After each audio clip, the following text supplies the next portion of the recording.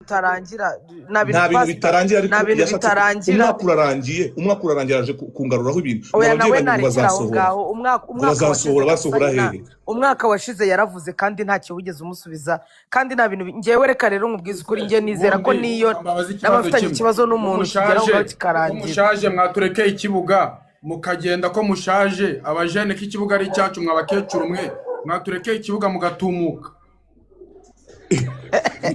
ibaze DJ ibaze nukuri kuwiteka Imana yo mwijuru umuntu arindira umva arindira mama Rusi reba noneho ndi kukuvuga ndasimbutse bazaze bakurebe mu Bubirigi batembereze bicare mu sangire uvuze ibaze umuntu sibyo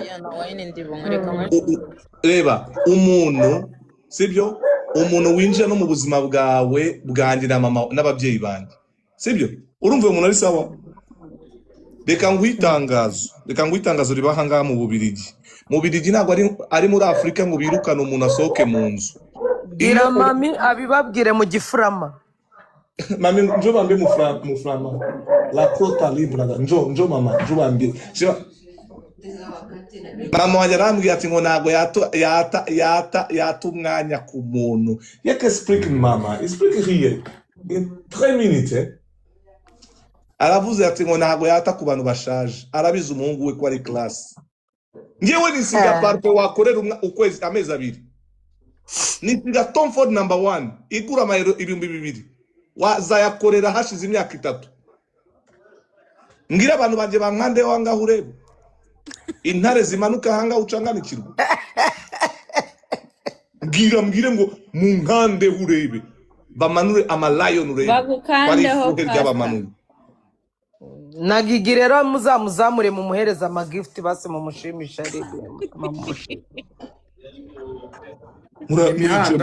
urabona abakecuru n'abasaza twe turabaje nubwo ari inshuti yanjye arambabaje kuba yagaruye bino bintu byari byararangiye nuko sibyo gusa agenda mu bamama bose ahangaha muri TikTok yanduza izina ryanjye yavuye kwa Mami Rusi amwanduje aza kuri nje kunyanduza ndakurahiye mimi ni kasopo akomeza aje kwa Mami Rusi aje kwagiye akora bimenya ni nkuko nubundi natwe twese tuba twumva ibyo ngabo Mami Rusi nawe arashobotse pe ahubwo ni byandi nyine tugenda twumva agende buri munsi baramubeshya njewe reka nabe na pasa ni ikintu kimwe cy'umwaka umwe gihora kiza kigaruka ariko wowe ni muri urumva gatoya n'ubundi ari turi kwa Kim tuzamu ibintu none ngewe rero mana niba ariko nakunda gukoresha TikTok cyane Mami Rusi se we yakoze oya mureke Mami Rusi umureke Mami wanjye pasiteri wanjye hano turi kwa pasiteri sister wanjye bakwihoreze mundeke ko turi mu buryo bw'umwuka nimugerageza kwataka umuntu hano wibuke tuko turi mu mwuka pastor ntago turi mu mubiri turi mu mwuka pastor Mami Rusi bamureke Mami Rusi reka nkubwire niba utazi kwivugira nge nzi kuvuga Hamite mwarayo ni mwese mubireba Mami Rusi muherayo ni hano mubireba nge ngimanure ariko pastor umva nukuri ntuzongere gutuma hari umuntu nanone wangiza izina ryawe aryangiriza n'abandi bantu sibyo umuntu nyine ibyo ngibyo ibyo byari bikuye pe ubwo nyine numvaga ibintu byabaye umwaka washize byararangiye twese abafite uko babivugaho babivuze ibintu birarangira nawe rero kubigarura none wenda akanabigarura ndatekereza ko uyu Gashumba last year bya bintu biba nago yari ahari uri kumva yuko we rero abaragiye akamushuka akamubeshya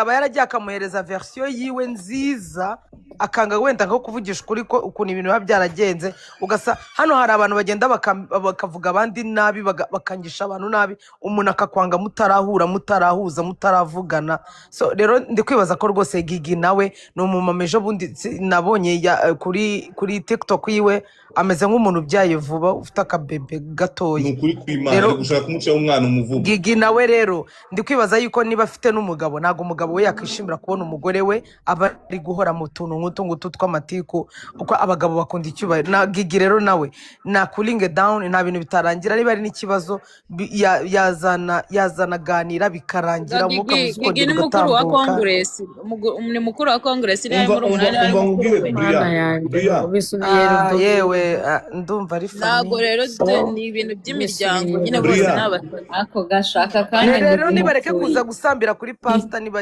bareke agahenge kumusambiraho oya pastor yabuze umwanya bose mami pastor mupfuye iki pastor please ndarangije pastor DJ pastor reka nisekere kipenzi cha imana watu ibarinde mvuge ngo ijoro Prophet ryiza Hakim mwese ijoro ryiza umva kanze mbahereza twagiye amagifiti iwanjye nanjye nigiye kwiryamira mwiza imana ibarinde mubabwire ngo kipenzi cha utankanzeho watu kanga ukandeho sheri wanjye yego rata kipenzi cha watu mimi ni kipenzi asante cha sana watu DJ urakoze cyane ni ukuri pastor bino bintu kubera ko nanjye urabizi ko Gigi twari twaragupfuye kubera kukuvugira nanjye twarabishoje turiyunga ubu turi inshuti sinumva rero ko yabigarurira kandi abantu twari twahuriye muri saga yiwe nawe twarabishoje sinzi impamvu yaba isaga yabigaruye yarabaye Kim sinavuga ndaceceka murabizi kuko urabizi ninjye twarashwanye turashwana turatukana riyunga kuko nta kintu twari turi gupfa nono ibaze none arimo kugenda ku ruhande abwira abantu ngo banyange bakora iki shawo ugira ibintu by'ibigiro amafoto bambaye ubusa niba bastangiye kunyoza amafoto bambaye ubusa nuko hari indi saga yari igiye kuza ngomba noneho kwita none mbwira wa mu mama wongeye guhaguruka ashaka kwigira umu advocate w'abakobwa ngo ababwira ngo mwirinde wa mupa njyewe ndi handsome ndi umuhungu mwiza cyane kandi very classic one number 3 class I'm a classic person kandi kipenzi cha watu kandi gikundiro cy'abantu tari kubabwira ko ufite na mariage muri Spain mfite mariage muri Spain ako kantu ni sawa nambara Rolex 12,000 euros no dollars sorry mayinga rero this is a box of the watch nambara ntago ndi umutindi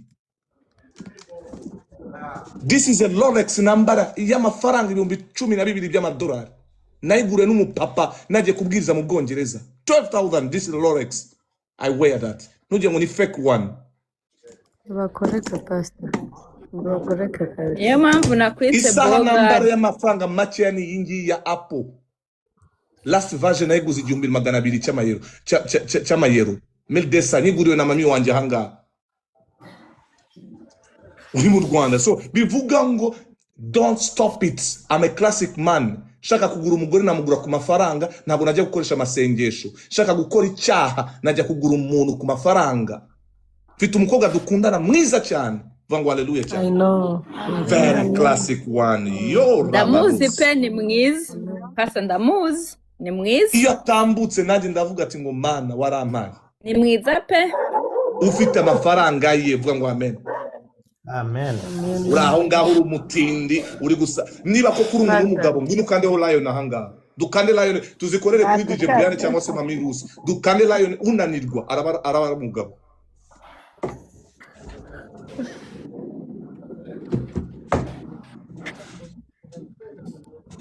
so murakoze cyane ntabwo nzabeshyira izina ry'Uwiteka kubera igitsina cy'iminota 2 never kandi Imana izabindinde n'izina rya Yesu ndi umusore mwiza umupapa mwiza abantu banyizereramo nimujye kunyangisha abantu naitwa Prophet Hakim kipenzi kya watu pastor wanjye bamwita Pastor Chris Oya Kilome mentor wanjye bamwita Apostle Grace Ruwega n'aba pastor bihagazeho badahagaze mu nzara mfite witwa General Kandem ntabwo mfite abapasiteri b'inzara babandi bandi bahoranga kuri TikTok ngo Imana mbonye imikororombya mbonye mugura amashu nje sinjya manura amashu n'izina rya Yesu mana yanjye nica DJ Brian twabonanye ahangaha mu Bubiligi ndamubwira ati mukobwa mwiza visa yawe ya Canada iraje kandi igiye kuzana undi mugisha ukomeye. Amina. Nibwira DJ Brian amubwira ati ngiye kuzaguhamagara mfata abana bawe 3 cyangwa 4 bandeba ari ngiye uzajya uguha support zabo. Hari byo wansabye DJ Brian? Oya. Nuko nabonye ko hari cyo ufite uri gukorera societe. Ariko ukaza ngo reka nanuriya murozi niwe murozi kandi umukene wese n'umurozi. Umuntu wese ukennye agira ibigambo binuka. Ariko se kubera iki abantu erega narindi kubwira nta tegeko riri hano ryo gukurikira umuntu iyo aje akabona live akumva nabyishimiye nabishaka arascrolling akagenda gukurikirana ibintu. Reka nivugire ni defile birangire warayurira ubona ndarandira ntarya ntatuye ntameze neza meze nabi byagenze ibyo bintu bibi. Reka nivugire niruhukire noneho nze gusenyera abantu nuzuye amavuta y'ibigambo yarangiye. Uyu mudamu amenye Gashumba wazahuje Gigi na Pastor imbabazi zikabaho akanamusengera. Godfather yarabishatse umva gatoya. Godfather yarabishatse sinshaka nubwo nanzi ikintu ntabwo nanzi ikintu bapfa naramwihoreye. Ubwo nyine niba ariko yabifashe azamureke. None se ngiye ko nakoshereje Pastor Kim mwajya mu cyumba nkumva nshaka kuboroga. Ubwo nawe afite ibizamubaho buriya nawe azaboroga nibwo azaza gusaba. Sinshaka kuzamuza nawe agume muri Malawi ndi mu Bubiligi ari mu birometero 10,000 ntano azajya nta n'uburozi bwe yanyohereza bungere ko anyita umurozi anyita umurozi. Arashaka guhitinga kandi ntabwo uzahitinga ku izina ryanjye. Iyo hit oya tuzamuvugaho natwe ko nta kindi tumaze hano. Uri muri Malawi njyo namumenye umva Brian une seconde 2 minutes okay 2 minutes DJ ashimama kiduguski umva nkubwira namumenye bari kumwita ko ari intera hamwe ngiye kumuha pole ariko pole yanjye izamo ibibazo izamo ko ngiye kumutereta. Uri umubyeyi mukuru ufite abana 5 hano hari ababebi bafite amataye yabo bafite nyashi bafite inzobe zabo nk'umugore wanjye leko topika leka sota najya kugushakaho ibiki wowe Nubyo wako wakwisha last year yagarutsana n'amaje guhitinga amaze kubyara arashaka kuza kumbyariraho nanjye. Pastor ngaho fata amazi umwe. Pastor fasha amazi ngiye gufata ji n'ukuri kw'Imana reka mbabwire. Reka yavuze ngo umva kuno yanarambiwe. No, mama vava warura hanga kuva kare before kuvuga sibyo mama vava umva gato musobanurire sibyo reka musobanurire ibintu byabaye umwaka ushize sibyo hashize umwaka umwe n'igice sibyo nari impari rwose byabaye nari impari ndaceceka sibyo sinagira icyo mbivugaho sibyo nitwa skama nitwa mazina ndongera ndaza nkorera Imana sibyo Godfather no wambwiye ati keep it up go and serve God sibyo noneho ejo bundi mama vava abakobwa abo bantu navuza ngo amazina banyandikira banyohereza amafoto bambaye ubusa sibyo mama vava unyumve nk'umuntu nunyumve nka pasteur sibyo mita ndeba ishusho ya mbere naganire n'uriya mu mama sibyo ukuntu byagenze ngiye gufungura YouTube sanga bankoreye live iri kuri YouTube arimo kuvuga byasaga tena ko afite ubwambure bwanjye urabyumva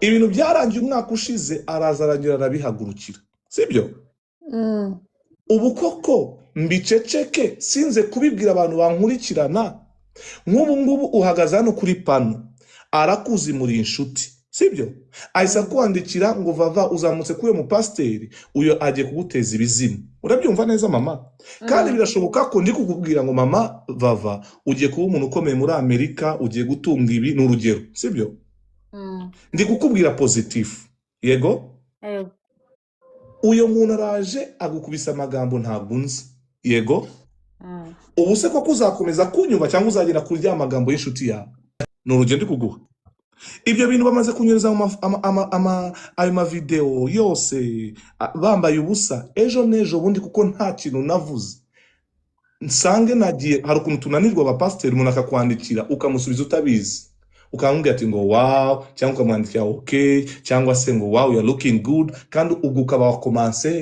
ku ifoto yakoresheje igitsina none wamara kubikora wa muntu kuko ndi public figure harabona influencing ndi umupasiteri ariko harabona influencing kuva mu byaha. Umuntu akahita afata bya bintu akabigaragaza imbere y'abantu akavuga ngo dore wa mupasiteri wawe ujya wemera, dore proof yasabye igitsina cyane ngo gisengere. Urabona umupasiteri ari muzima usaba igitsina abagore agisengere? You get what I'm speaking now? Icyo iyo umuntu azakora kwizera yaramfiteho kuzahita kumvaho.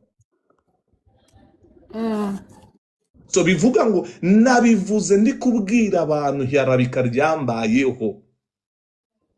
Niyo nakawe naragiranye ikibazo n'uyo mu mama, ntago yakagombaga kuba yarabizanye kuri social media.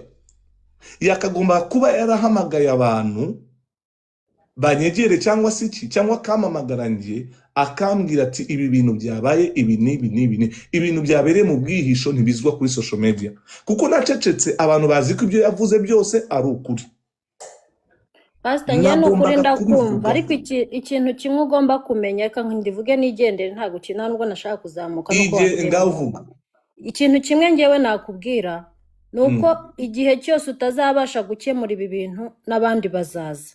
Ahubwo niba hari umuntu mwagiranye ikibazo, gerageza nk'umukozi w'Imana cyangwa se umuntu w'umugabo. Nabwiye Godfather bive mu nzira urakoze cyane. Bava nabwiye Godfather sibyo? Hamagara uyu muntu turangizanye, urabyumva? Yaranze. Wowe se kuki utabikora ukamwihamagarira ko ufite live ukaba ufite abantu bagukurikira? Nta bantu. Okay, hoya navuga ati nano namubwiye ngo azaze, niba bishaka azaze.